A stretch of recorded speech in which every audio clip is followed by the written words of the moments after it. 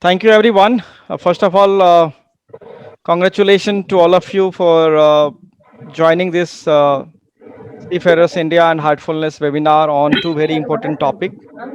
This today is also 15th August, and we are celebrating 75th Independence Day of our country, India. And I would like to uh, greet all of you and thanks again for joining this session. There are two eminent speakers from the fraternity. The first speaker is Jillian Carson. She is the president of Nautical Institute. So I'll start with the speaker's introduction. She will be conducting the first session, and the session will be on human capital. So this is one of these topics which has not been touched upon in the shipping fraternity much. So she has taken that challenge and she has done a lot of research on this. I'll just give you a brief introduction. I mean, there's who doesn't know Jillian. So I will be too, as I said, I will be too small to give her introduction. But I take this opportunity to introduce all of you to Jillian. She started her career in 80s. Yeah, she started her career in 80s with Canadian Coast Guard. She's done her diploma in nautical science. Then she started sailing. She was sailing as a navigating officer.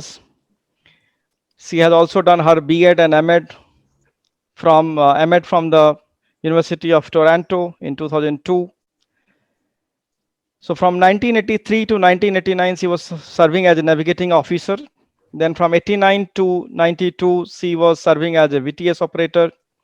From 92 to 2000, instructor of maritime communication and traffic services. 2000 to 2002, superintendent with maritime communication and traffic services. 2002 to 2006, technical coordinations. Then 2006 to 2016, she was with AMSA, and from 2016 onwards, she is the managing director of JCJ Consulting Direct, and she has joined Nautical Institute in 2008 as a secretary for Southeast Australia, and in 2020 she is serving now as a president since 2020 Nautical Institute. This is worldwide known. Everybody knows about Nautical Institute. So basically, Jillian has been active in the maritime industry, both afloat and ashore, as you can see from her experience for last 40 years. She started her careers as a navigating officer, cadet in Canadian Coast Guard in 1980, and her work took her on a journey across the globe and across the industry.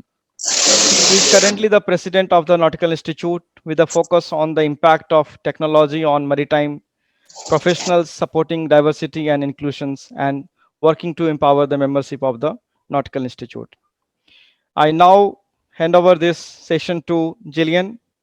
Jillian, welcome on board and thank you very much for your time and your presence to have this session. And we are really grateful to you. Seafarers India really would like to show your gratitude towards you. All yours. Thank you so much, and thank you for that introduction. You did your homework. I didn't give you all that other information. It really is such an honor to be with you today and to recognize this very special Independence Day, your 75th anniversary Independence Day. So very, very many congratulations. I'm just going to share my screen now, and I'm just going to ask for confirmation that you can see the screen. Is that Yes, correct? we can. We can. Excellent. Thank you very much. You see the PowerPoint, I hope. You don't see yourselves. I have too many screens sometimes. It is really an honor to be here and to speak to you on a very interesting topic. You did set me a very good challenge, I have to say, so thank you for that, to learn about the human capital in shipping and to think about a way forward. So you did say that most everybody already knows about the Nautical Institute. So I just always put a little bit of a slide up there about the Nautical Institute. And if you are not yet a member of the Nautical Institute, perhaps you should consider to be a member of the Nautical Institute. We do a lot of activities, especially during the pandemic. We have now begun focusing on the outreach to our members through webinars and through other online activities. So please feel free to drop me a message or put something in the chat box. I won't look at it yet, but I will look at it later. Today, I will be talking about human capital in shipping and the way forward. And it is a really interesting topic that we will be moving into, and a journey with a few stops, a few waypoints along the way. To start with, I'm going to define human capital and do a little bit of a history on what it is that we mean by human capital. Then I'm going to look at human capital and the future of work. And you'll know from probably some of my past presentations, I'm looking at where we are working, what is the future of work and the future of learning, especially in the maritime industry. Then I'm going to spend probably the bulk of the presentation on the human capital and the maritime ecosystem. How might they fit together? Drawing on some research that we're very lucky that has come to light only in the past months. And then spend a bit of time looking forward. Now, just to give you a bit of a warning, I will require your input through a short Menti about halfway through. So please have your mobile phone or just be ready to open up a URL on your computer, other than the Zoom, use us, but I will ask for your input about halfway through. So first off, what is human capital?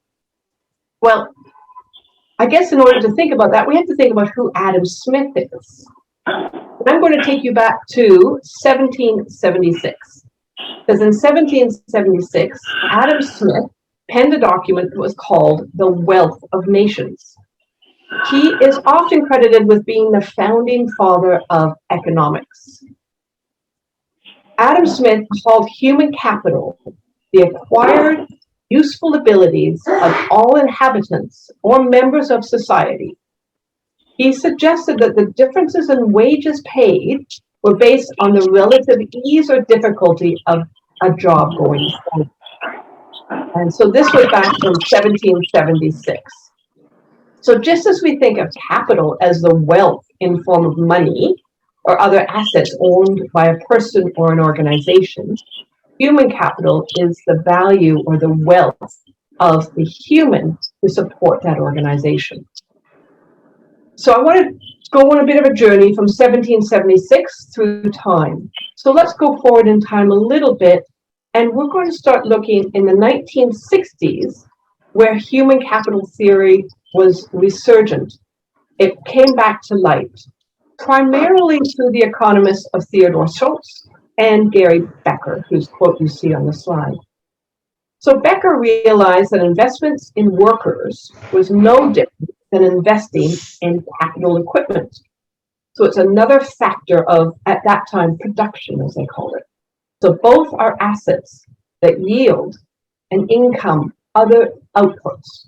So during this time, economists began making tangible connections between some intangible elements.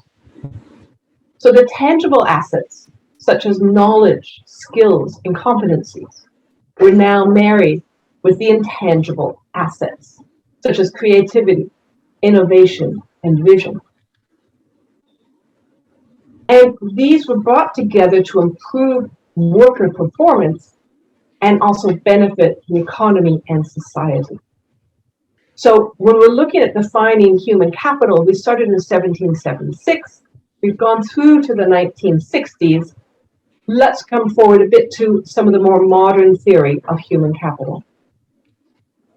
Today, human capital theory is even further dissected into quantifying the components known as the intangibles: cultural capital, social capital, and intellectual capital. Taking each one of these a little bit more in detail, cultural capital is that combination of knowledge and intellectual skills that enhance our ability to achieve higher social status. Social capital is that beneficial social relationship that we develop over time with other workers, with our companies. So that can include company goodwill and brand recognition. Social capital is distinct from human assets like fame or charisma. webinar था भूल ही गया साढ़े छः Oh, excuse me, could you please mute if you're not on? Thank you. So it's distinct from human assets like fame or charisma. Because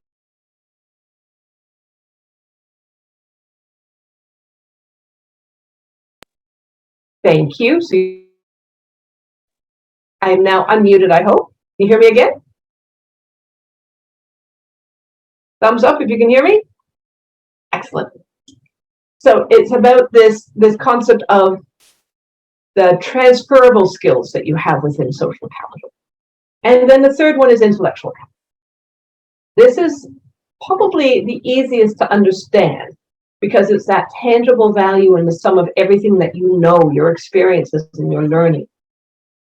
The interesting thing with intellectual capital from a company's point of view, linking it directly back to human capital, is this concept of intellectual property. So something that you create while you're working for a company is likely to remain with that company even after you leave. And that can be protected by a copyright, a patent, or a disclosure statement that you assigned when you joined that company. So we've gone from 1776 now to pretty much the current day, looking at the theory of competence of human capital. This brings me to some recent work that's happening right now within the World Bank. Oh, sorry, let me go back one. Within the World Bank. So within the World Bank, there is the Human Capital Project. And human capital here is a key driver for growth. So the thought of the World Bank is that human capital consists of the knowledge, skills, and health that people invest to accumulate through their lives. And that investing in people through the Human Capital Project, it will support nutrition, healthcare, quality education, jobs, and skills, which will be beneficial to the globe. And so it's really got a very global concept. And this is a fairly new project that I've been referring to, which is now the key messages have come out in June of 2021. And these key messages are this driver for growth. And based on the COVID-19 pandemic, we know that there's been significant impact on health, education, jobs, and equality. We'll get into that a little bit later, a bit more detail. By prioritizing human capital investments and improving the efficiency of the underlying systems that we work on, we can actually grow with our resilience and the ability to have a stronger future, productivity and growth into the future. And also, the Human Capital Project is focusing on innovations and technologies. We've learned a lot over specifically the past 18 months, if you think about COVID. How can we use what we've learned with our innovations and technologies to help strengthen and support this human capital? So we've gone from 1776 pretty much right up to 2021 in about 9 minutes. So there you go. Looking into some other research on human capital, there is, based on Becker's work, again, back to Becker, this differentiation between general and specific human capital. So specific human capital, you can think of training or education that benefits one company. So company X sends employee A off on training and it benefits them. Whereas general human capital are the qualities that benefit an individual at any company. So employee A goes out and does training and then they can get a job at company X, Y, or Z because it's beneficial for all across the country. Becker, in his research, found that companies were more likely to pay for specific human capital while individuals would pay for general human capital. Makes pretty much sense to me. The qualities that we're talking about are varied, and it's very hard to actually pinpoint any specific quality in human capital. They include being punctual at your job, having mental and physical and emotional health, resilience aspect, a good work-life balance, people management skills, communication skills. So investment in these qualities will improve the ability of the labor force as a whole. Result is, from the company's point of view, greater output for the economy, and for the employee, for the individual, higher income. So capital, initially the thought of being this thing that you invest in as something tangible that you hold, is now been brought into this concept of human capital. So we spent the past century refining and inventing this concept of how we work, organizations, leadership, and collaboration. There are norms that suited problems and technology about 100 years ago, but now we're facing new challenges. The first work on human capital was in 1776. Some of the work that was resurgent was in 1960s. And so now we have new challenges, from pandemics to climate change. We have to shift our approaches on how do we address those challenges. A lot of work has happened through the OECD and the focus on education, human capital, and the future of work. I want to quote actually something from the World Economic Forum. The World Economic Forum has said that by as early as 2025, and we're in 2021, so 4 years from now, by as early as 2025, technology will gain so much traction that machines and humans will spend equal amounts of time solving tasks. So the consequences of this development will mean that about 85 million jobs will change in just the next 4 years. And there could be probably close to 100 new roles that we can't even imagine yet. So how can we be training for that? That's where human capital in the future of work comes to be. The need to look at the knowledge, the values, the skills, and the attitudes that will bring us into the future. So that's just a bit of a overview of human capital and looking at human capital and the future of work. So now is when I want you to get your phones out and start looking at menti.com. I'm going to change the slide for just a moment, and I will pop up the Menti itself. Let me just bring that over.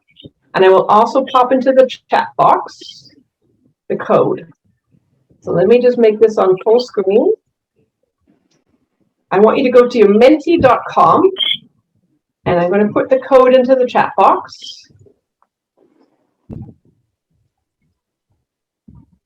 You confirm you can see the screen. Yes, screen is Good, seen. excellent, excellent. So I'm going to put the code into the chat box. The code is 61652707.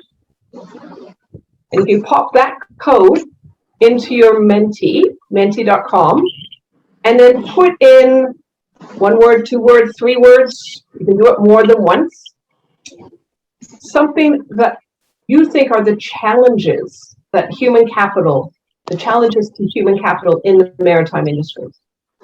So what are the challenges to human capital in the maritime industry? I'm going to go on my phone too, actually, and do this.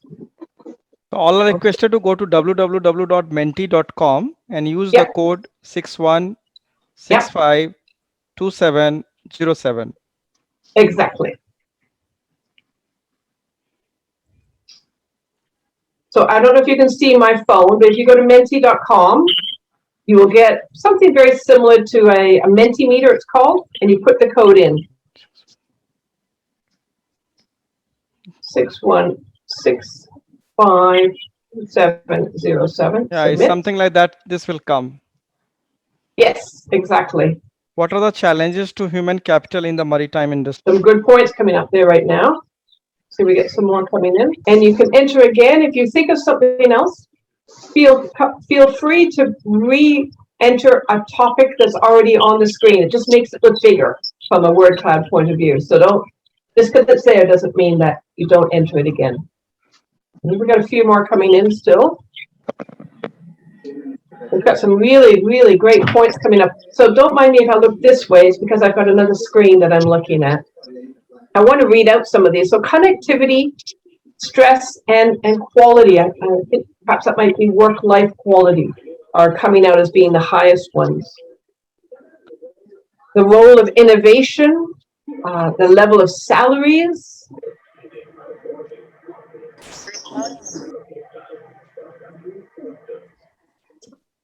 Sorry, I've been muted again. 1 second.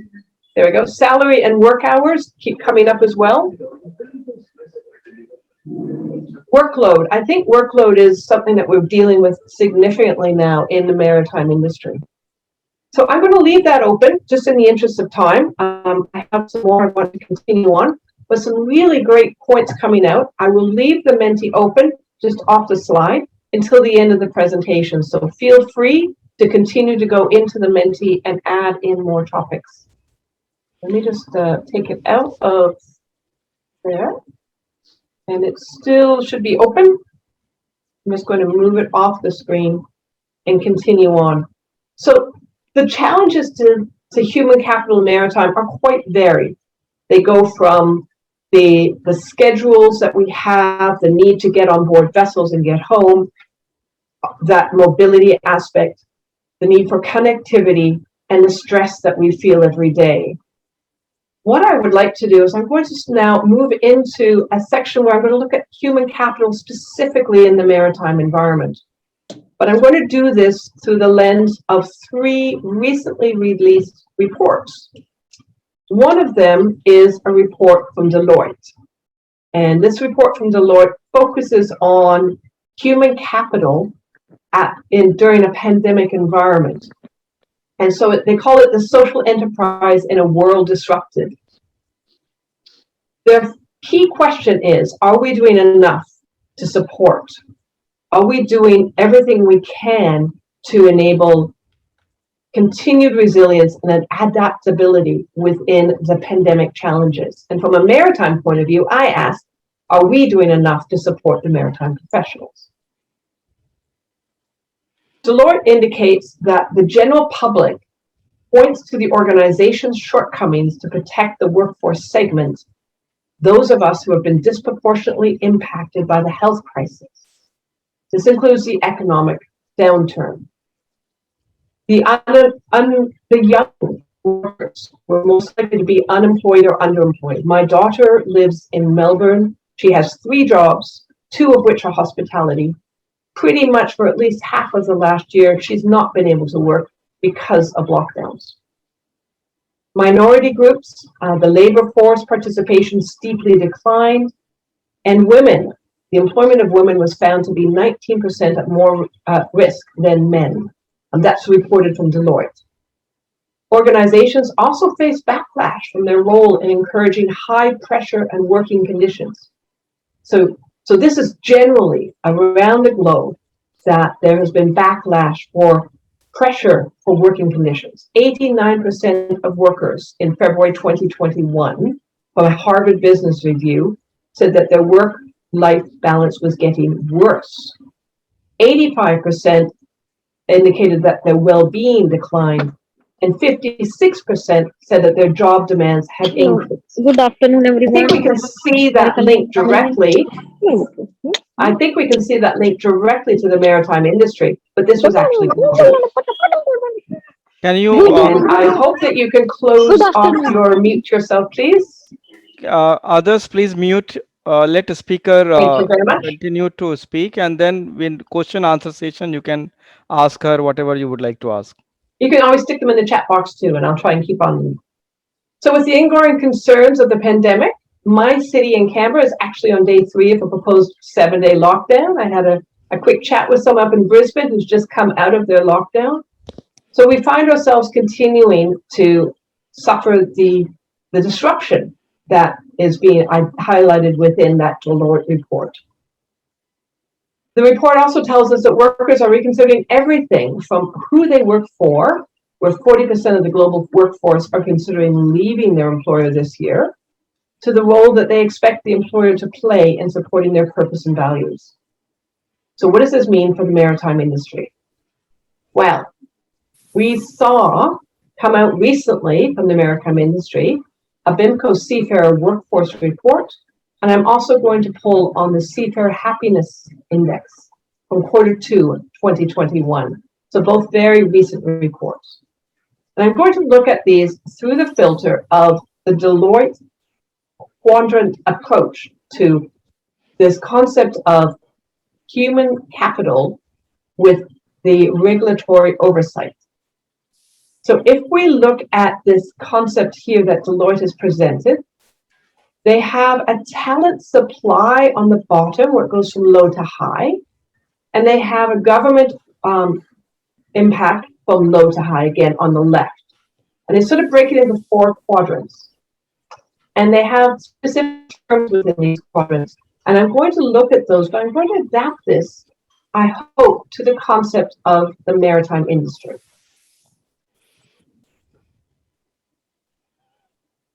So if we look at this, the same concept from Deloitte, these 4 quadrants, and we try to put a maritime, adapt them to a maritime aspect, we can see that we have qualified maritime professional as being the talent. Our government impact is actually linked now to international and national oversight. And I think that we realize that within maritime, we have some very strong oversight available with us. The government has the impact of the national and local government requirements as well.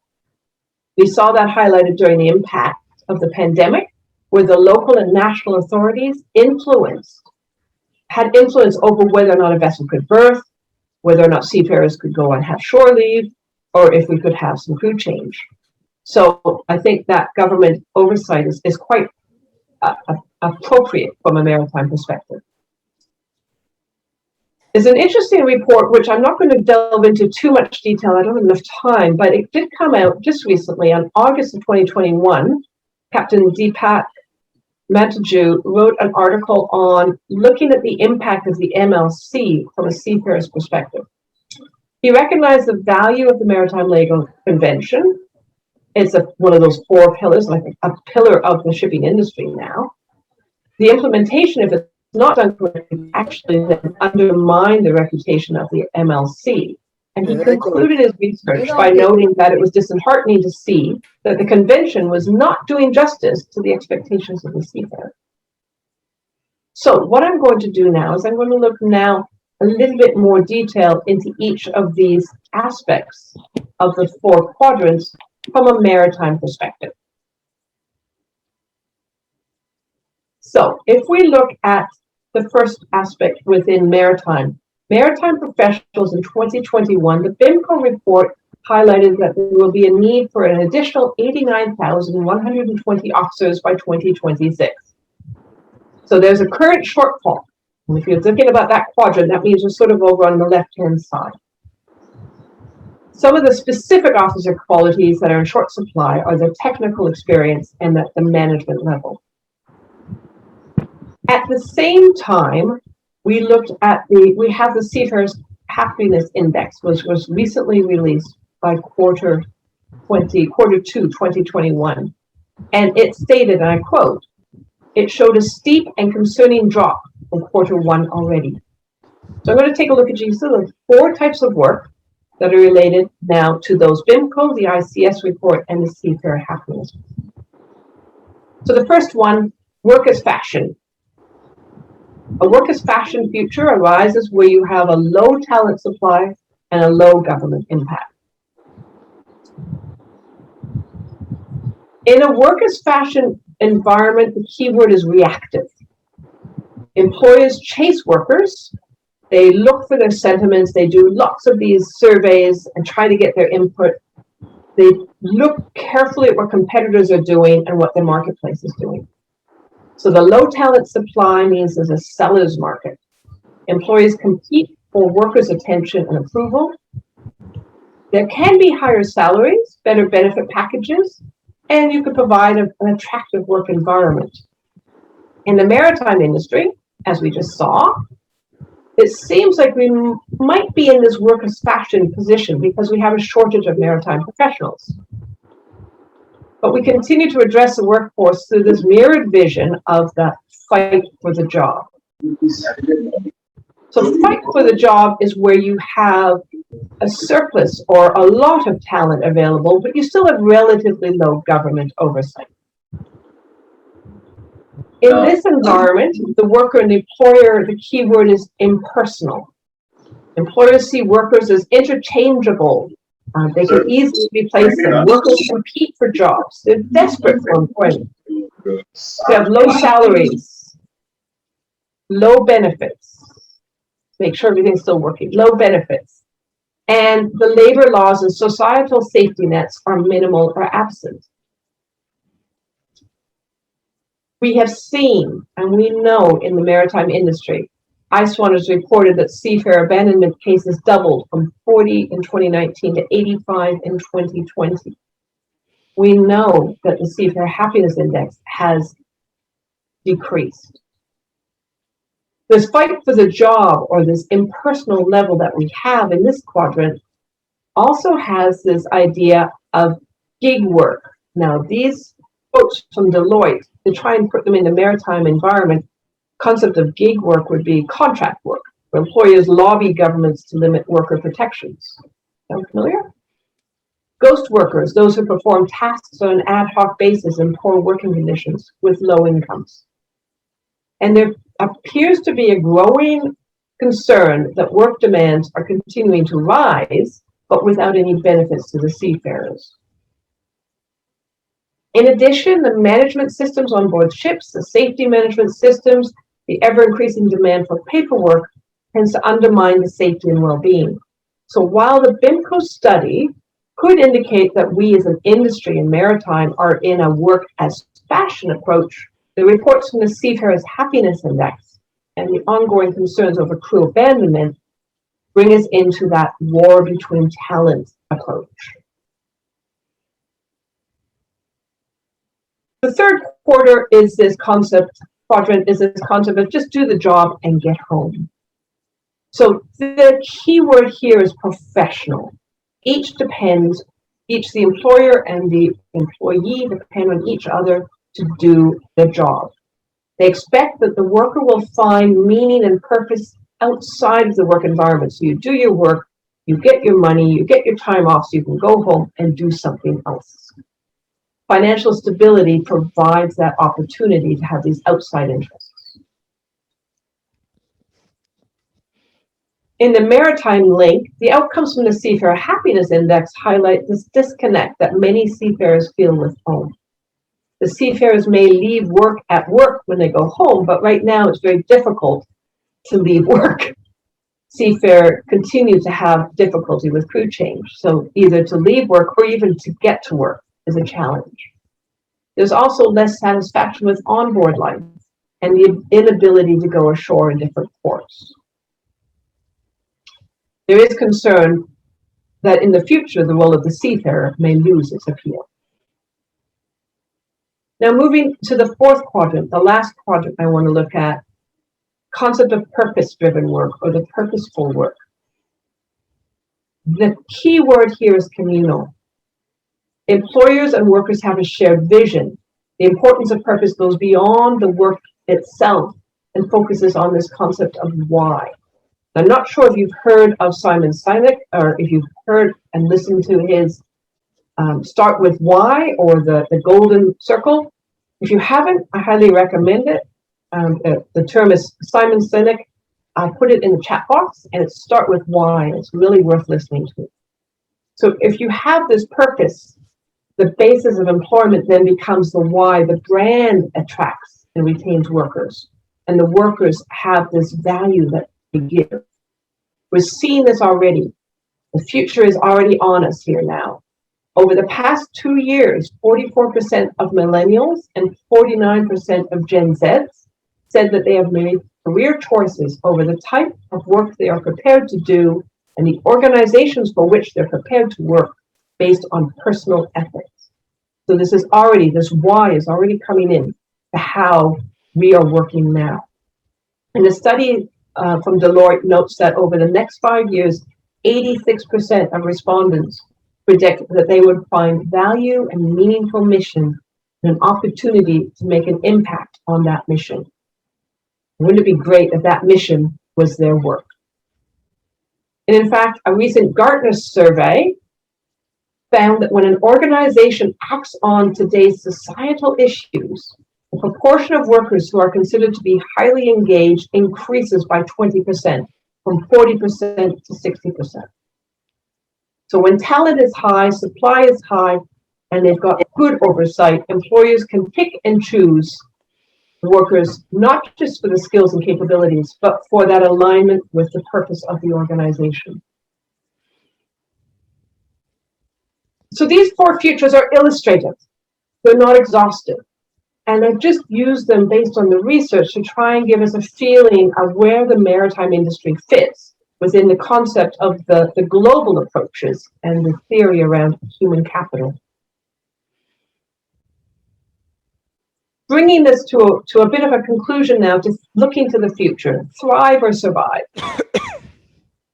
Are we going to thrive or survive from a maritime industry when we're looking at human capital? In order to thrive, I think we need diverse views and input.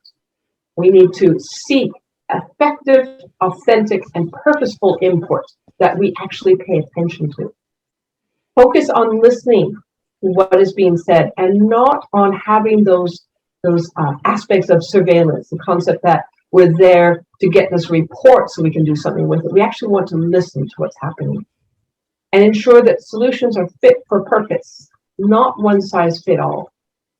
Addressing the roots of problems, following through and delivering on promises, providing empowerment to the employees, which gives them the opportunity for vision, and focusing on the why. Remembering as well what Theodore Roosevelt said, that far and away, the best prize life has to offer is that chance to work hard at work worth doing. And human capital tells us that this is focusing on work worth doing. In my preparation for this presentation, I did a couple of brainstorming concepts, and I first put them up on the screen there now. This is what came in from our colleagues on LinkedIn about the role of human capital. And I think the key one there is the future is now. So the greatest danger in times of turbulence is not the turbulence itself, but to act with yesterday's logic. I hope that in the maritime industry, looking at human capital, we have the vision for a future of the industry that is not based on yesterday's logic, but is now based on looking to the future and having support for our human capital as we move forward and having the way forward in human capital in shipping. Thank you. Thank you very much for your attention. And I know that there's a lot in there. I really am excited by the work that has been going on in human capital, and I look forward to seeing the results of your Menti. I might just share it if we have a second, but I think there's a little bit of a delay. Hopefully you can hear me. Thanks a lot, ma'am, Jillian, Carson. I'm just going to show the results of your Menti. That's your work. I will look forward to putting that into the PowerPoint as well, and I'll send you a copy of it. Thanks a lot, ma'am, Jillian. I think Captain Amresh has lost the connect, but nonetheless, thanks a lot for whatever the slides that you have shared with us and the valuable inputs that you have given. Really appreciate that you have taken this human capital thing right from the way back, what we used to think way back in 17th and 18th century, and how it has progressed and developed to the present era. And it was really wonderful to know that how the youngsters are going to behave, how we can look forward to their behavior on board when we look at them as a human capital, as the future seafarers, how we are expecting them to react to scenarios. And that's how, the human capital will be progressing. Thanks a lot. Once again, thanks a lot from all of us on behalf of Seafarers India. I thank you once again. It's been my pleasure. I look forward to the next presentation. Sure, ma'am. Sure.